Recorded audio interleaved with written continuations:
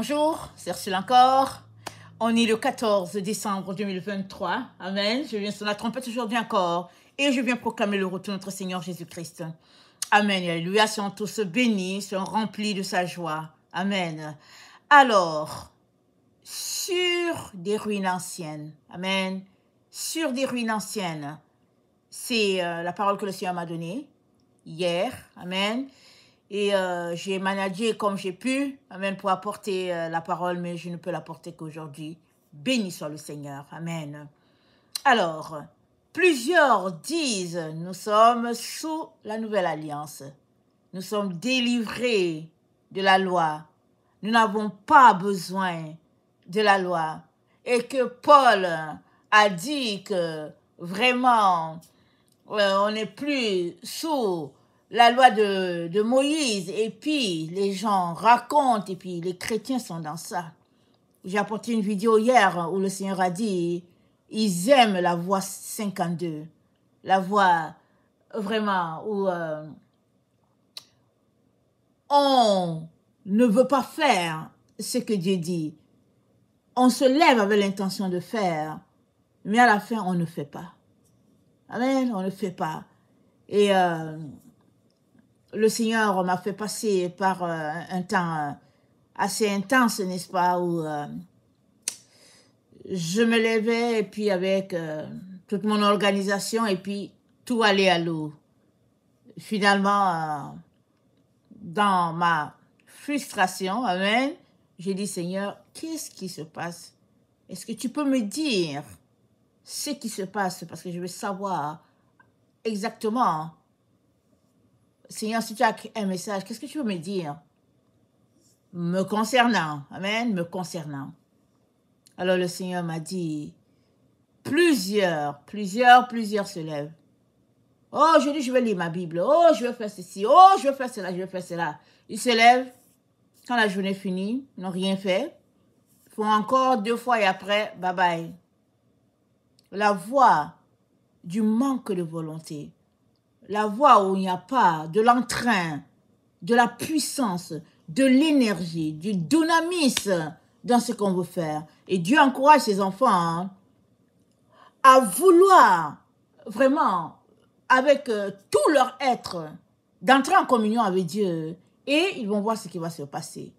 Alléluia. Ça, c'est le message que le Seigneur m'a donné hier pour ses enfants.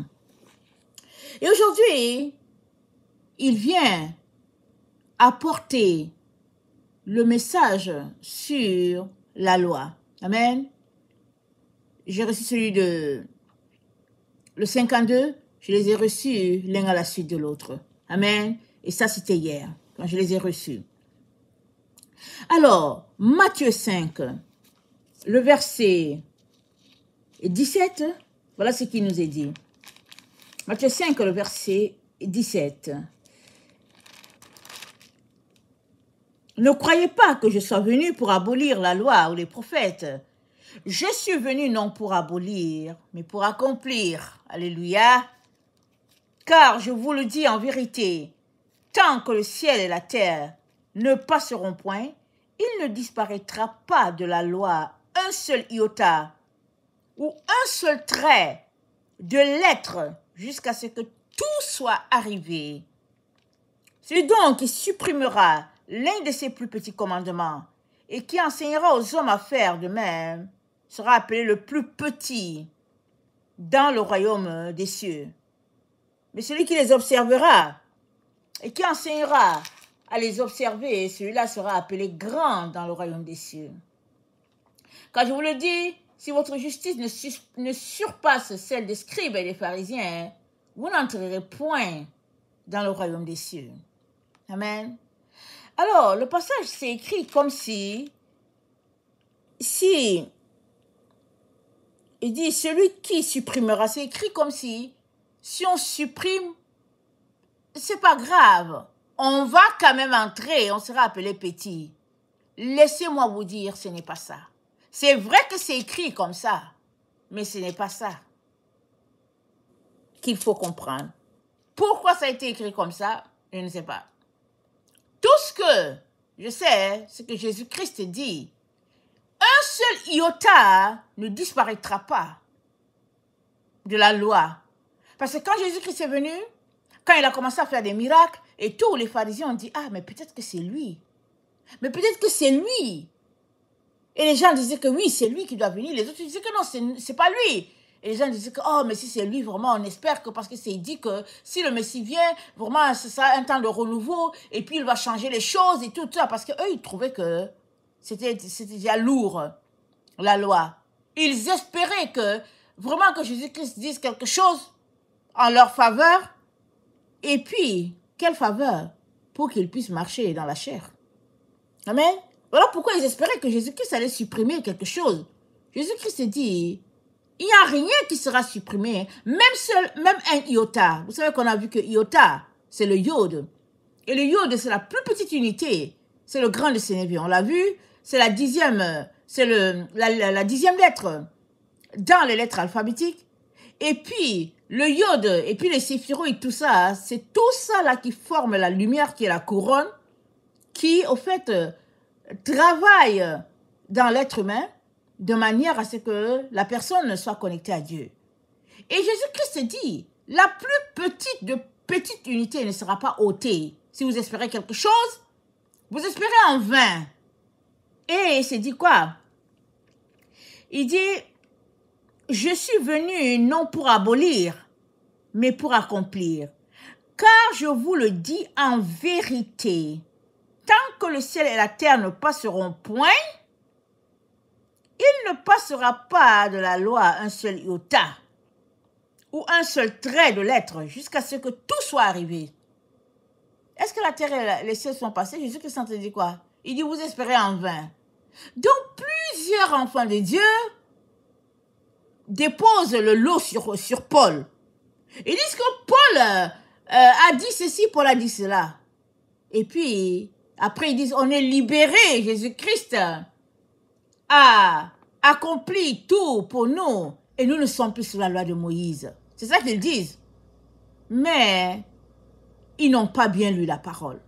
Si tu lis bien la parole, Jésus-Christ dit, je suis venu non pour abolir, mais pour accomplir. Il n'est pas venu pour enlever. Et quand les pharisiens sont allés le voir, lui dire, et puis, attendez, il y a un exemple qu'il a pris, je veux prendre cet exemple-là. Dans Luc 6, allons-y dans Luc 6. Dans Luc 6, c'est le verset 29, Jésus-Christ dit, amen, il dit, si quelqu'un te frappe sur une joue, présente-lui aussi l'autre. Si quelqu'un prend ton manteau, ne l'empêche pas de prendre encore ta tunique. Donne à quiconque te demande et ne réclame pas ton bien à celui qui s'en empare. Si que vous voulez que les hommes fassent pour vous, faites-le de même pour eux. Si vous aimez ceux qui vous aiment, quel gré vous en saura-t-on? Les pécheurs aussi aiment ceux qui les aiment. Si vous faites du bien à ceux qui vous font du bien, quel gré vous en saura-t-on? Les pécheurs aussi agissent de même. Et si vous prêtez à ceux de qui vous espérez recevoir, quel gré vous en saura-t-on? Les pécheurs aussi prêtent aux pécheurs, afin de recevoir l'appareil. Mais aimez vos ennemis, faites du bien et prêtez sans rien espérer. Et votre récompense sera grande, et vous serez fils du Très-Haut. Car il est bon pour les ingrats et pour les méchants. Soyez donc miséricordieux, comme votre Père est miséricordieux. Amen. La loi de Moïse, on se rappelle, c'était œil pour œil, dent pour dent. Et Jésus-Christ dit, je suis venu pour abolir, c'est-à-dire, je suis venu non pour abolir, mais pour accomplir. C'est-à-dire, je suis venu pour vous montrer comment ça marche. Il dit, voici la loi de Moïse qui est là. Il dit, il faut ajouter à cela la compassion. Parce que si tu aimes ton frère et qu'il t'a giflé, il me semble que tu ne vas pas le gifler. Tu vas juste laisser passer. Et Jésus-Christ dit, voilà comment vous devez vous comporter. Alors, quand on regarde les conseils qu'il a donnés ici, en disant si quelqu'un te frappe sur la joue, donne aussi l'autre. Est-ce que ça, c'est quelqu'un qui est venu pour enlever un iota, il n'a rien enlevé. Il a tout simplement élevé bien la loi. Il a dit, il te faut de l'amour pour régler le problème de celui qui t'a giflé. Il t'a giflé. Alors, il est en tort. Jésus-Christ dit, pardonne-lui. Et s'il te frappe encore, il dit, laisse aller. C'est ça qu'il est en train de dire. Mais les gens sont tellement assoiffés de marcher selon leur volonté qu'ils disent que la loi a été abolie et que Paul aurait dit cela, ceci. Paul aurait fait une démonstration de cela et de ceci. Mais si vous lisez bien les écrits de Paul, vous allez bien voir que s'il y a quelqu'un qui respectait bien la loi, c'était Paul. Alors, le Seigneur m'a donné 2 exemples, je vais vous laisser lire. Alors, vous avez un premier exemple dans Jean 21. Je vous laisse lire de 1 à verset, Jean 21 de 1 à 19. Et puis, le deuxième passage se trouve dans Galates 2, le verset 1 à 16. Amen. On va lire celui de Galates 2, le verset 11 à 16. Mais dans Jean 21, rappelons-nous, Jésus-Christ était mort, il était ressuscité, il est allé pêcher du poisson, et les disciples ont pêché toute la nuit parce qu'ils étaient découragés. On dirait qu'ils voulaient retourner à leur ancienne manière de faire. Et puis finalement, Jésus-Christ a dit, jetez le poisson du côté, le filet du côté droit, parce qu'ils n'arrivaient pas à tirer. Ils ont pêché toute la nuit, ils n'ont eu aucun poisson. Et finalement, au petit matin, ils étaient fatigués. Jésus-Christ leur dit, jetez ça du côté droit. Et puis, ils ont eu, c'est dit, 153 gros poissons. Tout de suite, Jean a reconnu que c'était le Seigneur. Et Jésus-Christ leur a donné le poisson. Et Jésus-Christ a dit, je vais juste parler de Pierre. Il a dit, Simon-Pierre, m'aimes-tu? 3 fois. La Bible dit, Simon-Pierre était attristé, c'est que Jésus-Christ lui a dit ça. Simon-Pierre a dit, Seigneur, tu sais toutes choses.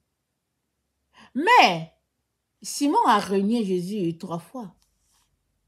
Il fallait bien que Jésus-Christ annule les paroles de Simon. Jésus-Christ a annulé les paroles de Simon, de Simon-Pierre, comme si rien ne s'est passé. Et c'était quoi le problème de Simon? Simon a dit à Jésus, moi en tout cas, je ne vais pas te laisser. Hein. Je vais aller avec toi à l'endroit où tu vas aller. Jésus-Christ lui a dit, Simon, tu vas me renier 3 fois. Parce que Jésus-Christ connaissait leurs pensées, les cœurs de chacun. Mais Simon était convaincu que lui, il se tiendrait avec Jésus. Et quand la tentation est passée, à la 3e fois, Simon il s'est mis à pleurer. Jésus-Christ a dit, le coq ne chantera pas 3 fois. Non, le coq ne chantera pas que tu m'auras renié 3 fois. Quand le coq a chanté, Simon s'est rendu compte de ce qui s'est passé. Il pleura amèrement. Et à la croix, Simon n'était pas là-bas. Hein? Il n'était pas là à la croix avec Jésus. Peut-être qu'il était toujours dans sa peur. Peut-être qu'il avait toujours honte de ce qui s'est passé. On ne sait pas, mais toujours est-il que au pied de la croix, il y avait Jean, il y avait Marie, il y avait Marie-Madeleine, il y avait, je pense, peut-être Salomé aussi. Il y avait les femmes qui étaient là. Simon-Pierre n'était pas là. Amen. Il avait renié son maître et son Seigneur. Et Jésus-Christ donc vient dans Jean 21. Il annule tout cela. Il dit à Simon, paie mes agneaux. C'est-à-dire, Simon, je t'ai donné un travail. Occupe-toi de mes agneaux, de mes brebis. Simon a dit, ok. Mais toujours est-il que Galates 2, le verset 11, nous fait ressortir le même problème qui était toujours là. Le problème de la duplicité. Simon avait ce problème-là, cette faiblesse-là dans sa vie, d'être dans une situation où quand ça l'arrange, il va dans une voie. Quand ça ne l'arrange pas, il est dans l'autre voie. Allons-y dans Galates 2. Galates 2. Galates 2. Alors, c'est Paul qui parle. Au verset 11. Mais lorsque Céphas vint à Antioche, je lui résistai en face parce qu'il était répréhensible. En effet, avant l'arrivée de quelques personnes envoyées par Jacques, il mangeait avec les païens. Et quand elles furent venues, il s'esquiva et se tint à l'écart par crainte des circoncis. Avec lui, les autres Juifs usèrent aussi de dissimulation, en sorte que Barnabas même fut entraîné par leur hypocrisie. Voyant qu'il ne marchait pas droit, selon la vérité de l'évangile, je dis à Céphas, en présence de tous, si toi qui es juif, tu vis à la manière des païens et non à la manière des juifs, pourquoi forces-tu les juifs à judaïser? Nous sommes juifs de naissance et non pécheurs d'entre les païens. Paul, qui n'a pas reçu l'enseignement de Jésus avec les apôtres, c'est-à-dire, comme il dit, je suis le plus petit des apôtres, je suis l'avorton. Il dit, je ne mérite pas d'être appelé apôtre. J'ai persécuté les chrétiens. Il dit, je ne mérite pas.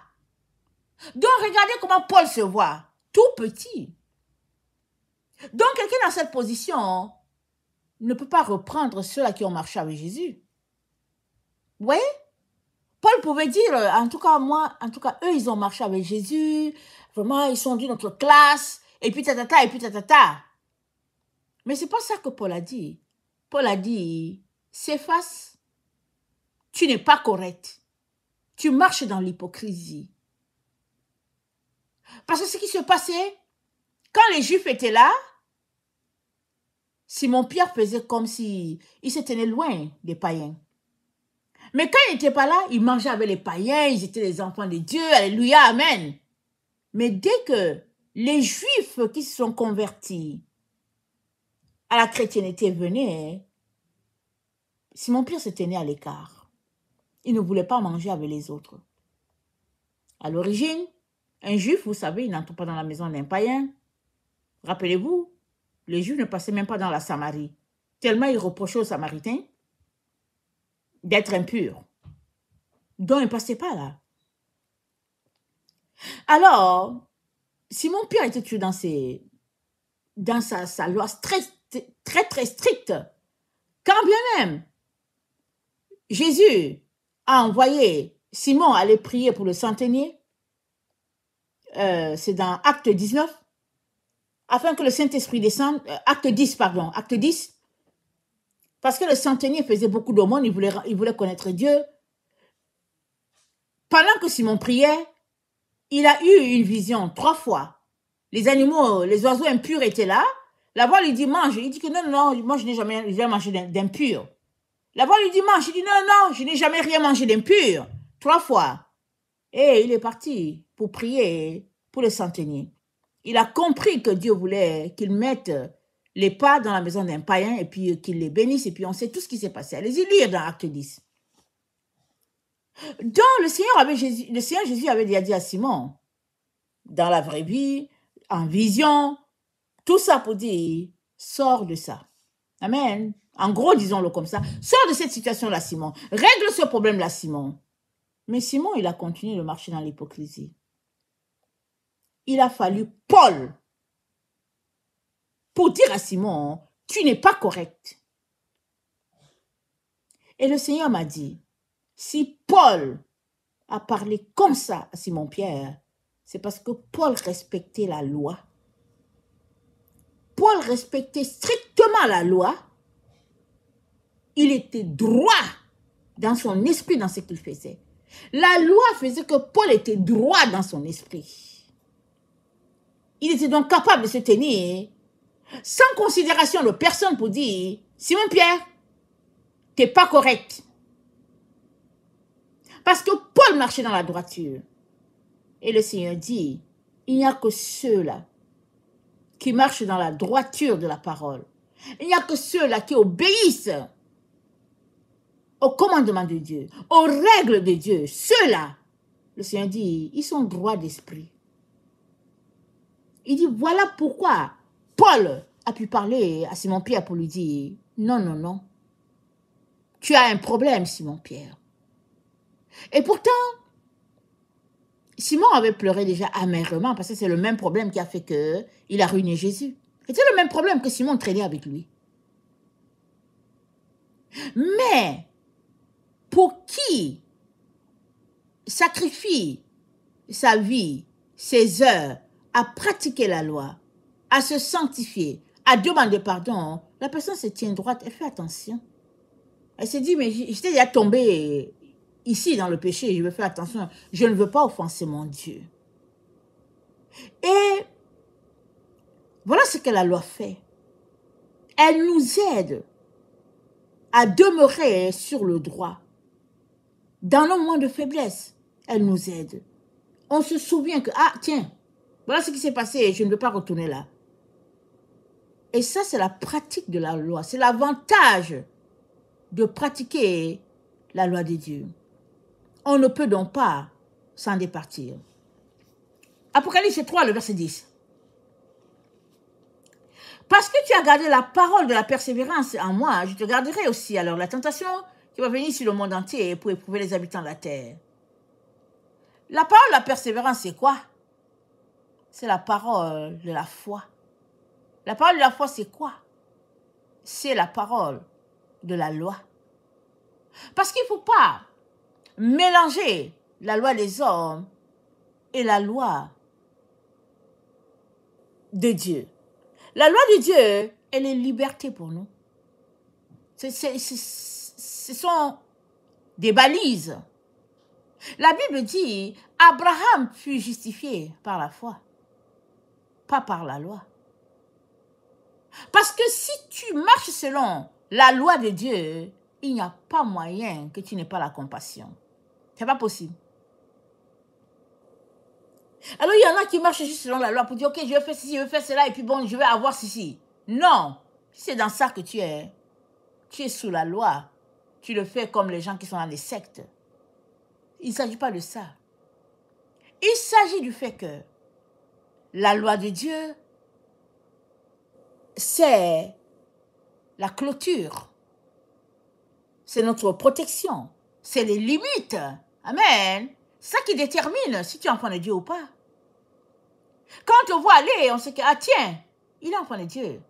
Oh non, non, non, il n'est pas un enfant de Dieu. Il est juste quelqu'un qui s'amuse. Oh non, mais lui, il est de telle secte. Oh non. Ce que tu fais détermine qui tu es. Mais ce n'est pas les actes que tu poses qui te justifient. C'est la foi que tu as en Jésus qui fait que tu fais tout pour te tenir droit parce que tu ne veux pas offenser ton Seigneur et puis tu ne veux pas souiller ton corps. C'est ça qui explique pourquoi tu pratiques la loi. La loi de Moïse, elle ne peut pas être abolie. Les gens veulent l'abolir, mais elle ne peut pas être abolie. Donc, Jacques 2, le verset 5.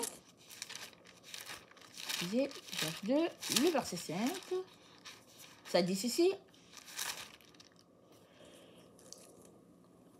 Écoutez mes frères, bien-aimés, Dieu n'a-t-il pas choisi les pauvres au monde? Pardon, Dieu n'a-t-il pas choisi les pauvres aux yeux du monde pour qu'ils soient riches en la foi et héritiers du royaume qu'il a promis à ceux qui l'aiment? Et vous avilisez le pauvre. Ne sont-ce pas les riches qui vous oppriment et qui vous traînent devant les tribunaux? Ne sont-ce pas ceux qui outragent le beau nom que vous portez?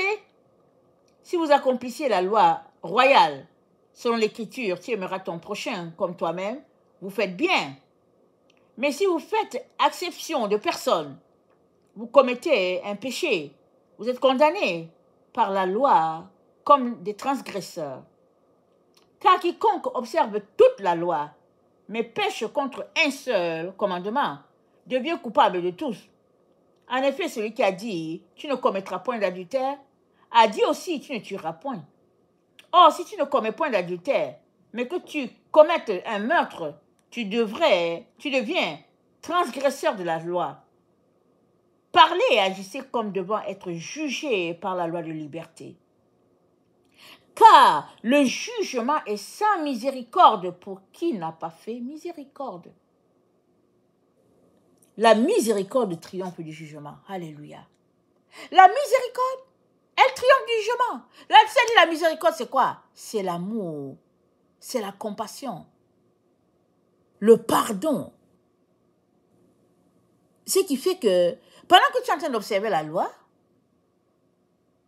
tu peux avoir compassion de ton frère. C'est ça qui fait que tu appartiens à Dieu ou pas. Mais, ce qui se passait souvent, c'est que, bon, ok, ils sont là, ensemble, on dit, ok, on pratique le sabbat, on fait ceci, et puis tout ça. Mais quand l'autre leur devait de l'argent, il dit, ok, tu me donnes ça tout de suite, et puis allez, les problèmes commencent. Jacques dit, non, ça ne marche pas. Et, dans Malachie 3, c'est notre Père qui nous parle, il dit, c'est 2, excusez-moi. Verset 4, Malachie 2, le verset 4. Vous saurez alors que je vous ai adressé cet ordre, afin que mon alliance avec Lévi subsiste. Mon alliance avec lui était une alliance de vie et de paix. Ce que je lui ai accordé pour qu'il me craigne, et lui, pour moi, la crainte. Il a tremblé devant mon nom. La loi de la vérité était dans sa bouche, et l'iniquité ne s'est point trouvée sur ses lèvres. Il a marché avec moi dans la paix et dans la droiture. Il a détourné du mal beaucoup d'hommes. Car les lèvres du sacrificateur doivent garder la science, et c'est à sa bouche qu'on demande la loi, parce qu'il est un envoyé de l'Éternel des armées. Mais vous êtes écartés de la voie. Vous avez fait de la loi une occasion de chute pour plusieurs. Vous avez violé l'alliance de Lévi, dit l'Éternel des armées. Et moi, je vous rendrai méprisable, les villes, aux yeux de tout le peuple, parce que vous n'avez pas gardé mes voies et que vous avez égard à l'apparence des personnes quand vous interprétez la loi. Donc, ils interprétaient la loi selon ce qui les arrangeait. Il dit, vous n'avez pas gardé mes voies. Et c'est quoi la voie de Dieu? C'est les commandements. C'est ça la voie de Dieu. Est-ce que vous pensez que Dieu aura donné des commandements à Moïse? Moïse est monté sur la montagne pendant 40 jours. Dieu aurait demandé de donner des commandements à Moïse et après pour dire ce n'est plus utile. Mais réfléchissez. Ce n'est pas possible. C'est pas possible que Dieu ait donné quelque chose après il dit ok, ça ce n'est plus bon et puis mais non, c'est pas un homme, Dieu n'est pas un homme pour dire ok, ici là on efface ça, on écrit plutôt ça. Mais non. La loi que Dieu a donnée à Moïse, elle est bonne. Elle vient de Dieu. C'est les hommes qui l'interprètent comme ils veulent. Et ils trouvent ça dur selon la disposition de leur cœur. Et Dieu dit quoi? Je leur donnerai. Ils seront sur une nouvelle alliance. Mais la nouvelle alliance, c'est quoi? Amen. C'est quoi la nouvelle alliance? C'est ce que Jacques a dit. La miséricorde ajoutée à ça. C'est ça la nouvelle alliance. C'est pas autre chose. Les gens espèrent que c'est autre chose. Non, c'est la nouvelle alliance.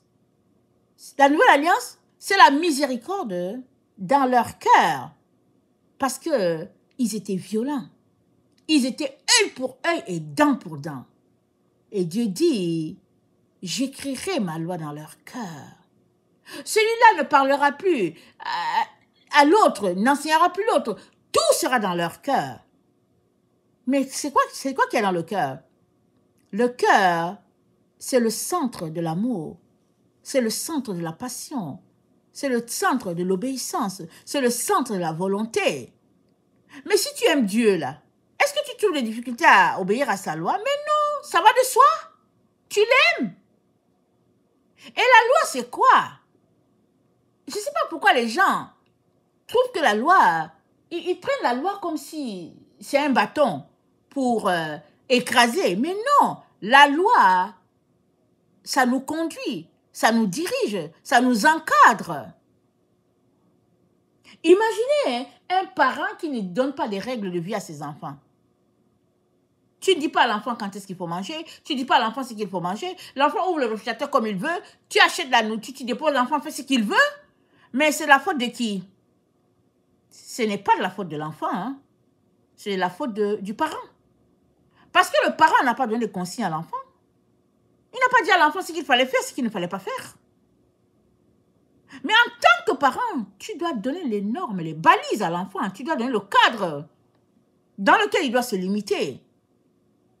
Parce que l'enfant, tout enfant, qu'il soit adulte, jeune adulte, adolescent, il a besoin de limites. Tout un chacun a besoin de limites. Et Dieu nous dit, la limite de sa loi, amen, c'est l'amour. Si tu n'as pas l'amour dans ton cœur pour Dieu, tu ne peux pas aimer ton frère. Voilà pourquoi Jésus-Christ a dit, écoutez, écoute Israël, l'Éternel ton Dieu est le seul Dieu, tu n'auras pas d'autre Dieu devant ma face. Et après il dit, voici le second qui lui est semblable, tu aimeras ton prochain comme toi-même. Il dit, toute la loi se résume en ces deux-là. Aimer Dieu, aimer son prochain. Et puis, c'est fini. La loi est dans ton cœur. À partir de là, la loi est dans ton cœur. Les gens disent que, ah non, mais Dieu dit que, Paul a dit qu'on sera sur une nouvelle alliance, on sera sur une nouvelle loi, et que l'alliance, que la loi de Moïse, ça ne marche plus, mais qu'on est sous la nouvelle alliance. Mais la nouvelle alliance, amen, si il y a quelque chose qui est pointé dans la nouvelle alliance, c'est bien l'amour. C'est ça l'amour. Il n'y a pas autre chose. On marche selon nos pensées égoïstes envers Dieu. On veut quelque chose qui va nous satisfaire. On aime la voix 52. On ne veut pas vraiment se déranger. Mais Jésus-Christ a dit, il n'y a rien qui sera enlevé de la loi. Et dans Jérémie 31,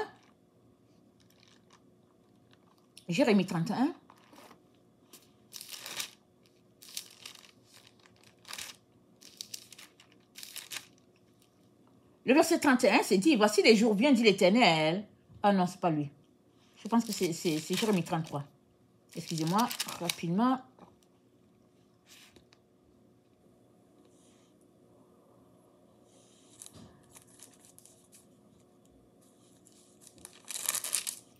Donnez-moi quelques minutes, ok? Quelques secondes. Ah oui, c'était bien Jérémie 31. Jérémie 31, verset 31. Voici, les jours viennent, dit l'Éternel, où je ferai avec la maison d'Israël et la maison de Juda une alliance nouvelle. Non comme l'alliance que je traitais avec leur père, le jour où je les saisis par la main, pour les faire sortir du pays d'Égypte, alliance qu'ils ont violée. Quoique je fusse leur maître, dit l'Éternel, ils ont violé cette alliance. Mais voici l'alliance que je ferai avec la maison d'Israël. Après ces jours-là, dit l'Éternel, je mettrai ma loi au-dedans d'eux.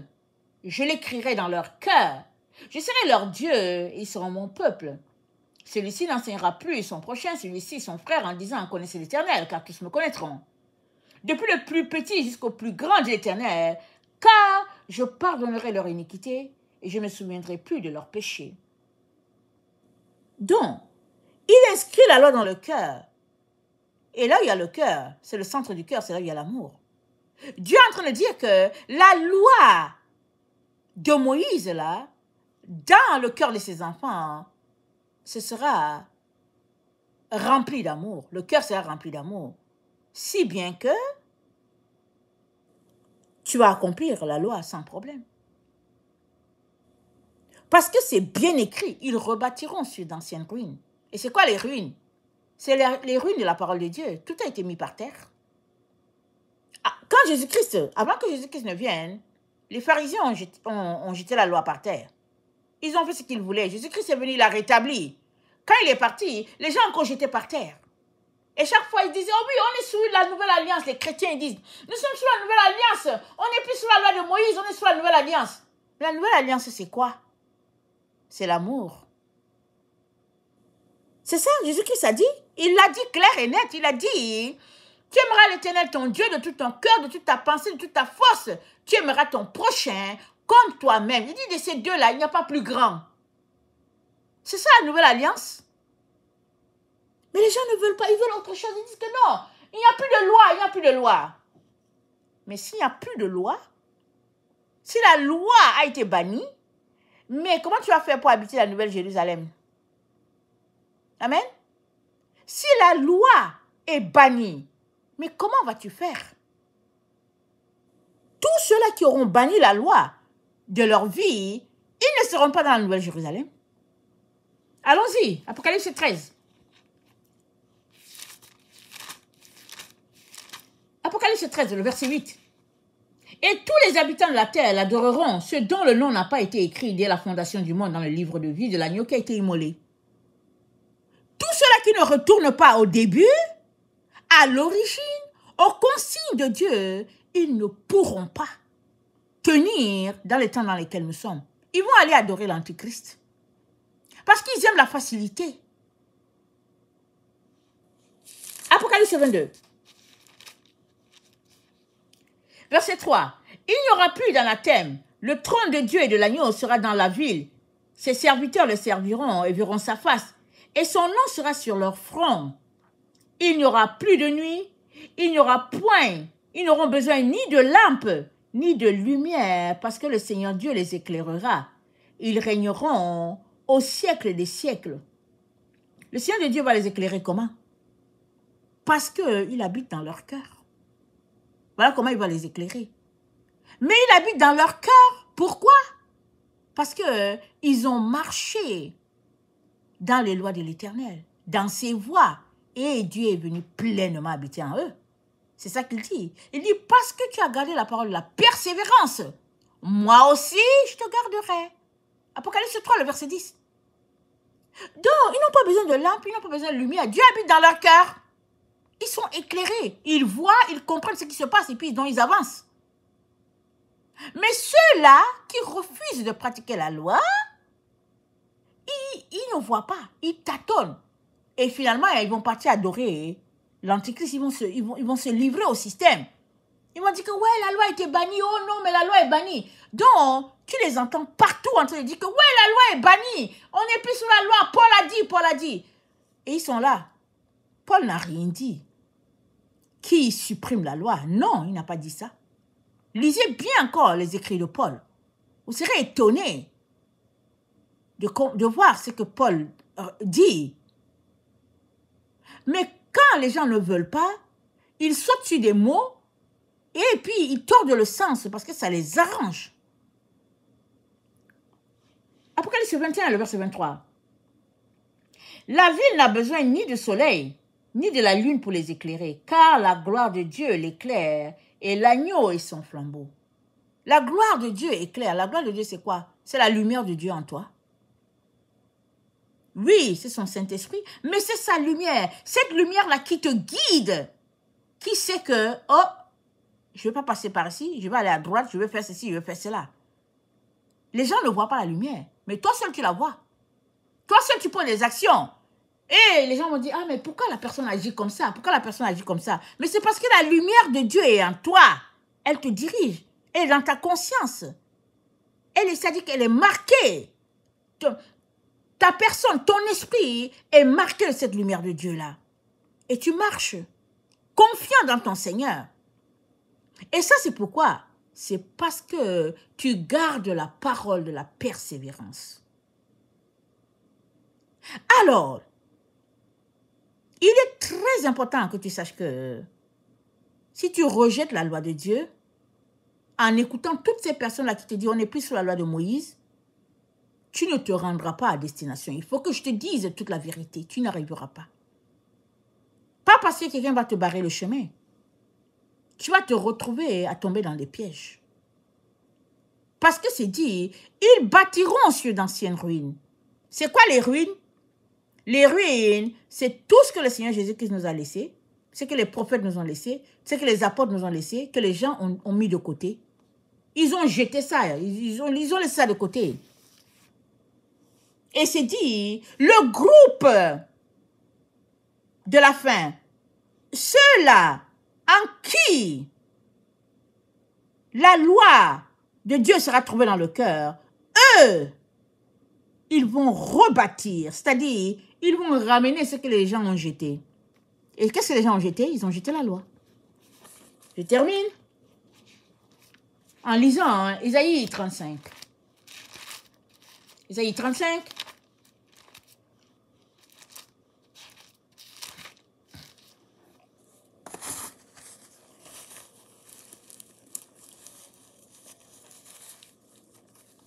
Le désert et le pays aride se réjouiront. La solitude s'égaira et refleurira, et fleurira comme un narcisse. Elle se couvrira de fleurs et tressaillera de joie. Avec chant d'allégresse et cri de triomphe, la gloire du Liban lui sera donnée. La magnificence du Carmel et de Saron, ils verront la gloire de l'Éternel, la magnificence de notre Dieu. Fortifiez les mains languissantes et affermissez les genoux qui chancellent. Dites à ceux qui ont le cœur trouble, prenez courage, ne craignez point. Voici votre Dieu, la vengeance viendra, la rétribution de Dieu. Il viendra lui-même et vous sauvera. Alors s'ouvriront les yeux des aveugles, s'ouvriront les oreilles des sourds. Alors le boiteux sautera comme un cerf, et la langue du muet éclatera de joie, car des eaux jailliront dans le désert et des ruisseaux dans la solitude. Le mirage se changera en étang et la terre desséchée en source d'eau. Dans le repère qui servait de gîte aux chacals, croîtront des roseaux et des joncs. Il y aura là un chemin frayé, une route qu'on appellera la voie sainte. Nul impur n'y passera. Elle sera pour eux seuls. Ceux qui la suivront, même les insensés ne pourront s'égarer. Sur cette route-là, point de lion, nulle bête féroce ne la prendra, nul ne s'y rencontrera. Les délivrés y marcheront, les rachetés de l'Éternel retourneront, ils iront à Sion avec chant de triomphe, et une joie éternelle couronnera leur tête. L'allégresse et la joie s'approcheront, la douleur et les gémissements s'enfuiront. Amen. Mais quels sont ces gens-là qui retournent à Sion? C'est ceux qui retournent dans la loi de Moïse. Ils retournent avec joie parce qu'ils savent que la loi, c'est leur père. Ce n'est que ça qu'ils ont en main. Et c'est un trésor incroyable. Et ils marchent dans ça. Mais si tu veux juste la grâce, elle est grâce parce qu'il y a la loi. S'il n'y a pas la loi, il n'y a pas de grâce. Tu n'arriveras pas. Il est donc très important d'aller devant Dieu. Amen. C'est important d'aller devant Dieu. De prier. Retourner à la base. Dieu va enlever les écailles de tes yeux. Tu verras très bien ce qu'il est en train de dire. Mais une vie sans loi, tu ne peux pas. Et la loi de Moïse, ça vient de Dieu. Pourquoi veux-tu qu'il enlève? Ça vient de lui. Que le Seigneur bénisse sa parole. Maranatha, Jésus revient. Amen et alléluia. Soyons tous bénis. Amen.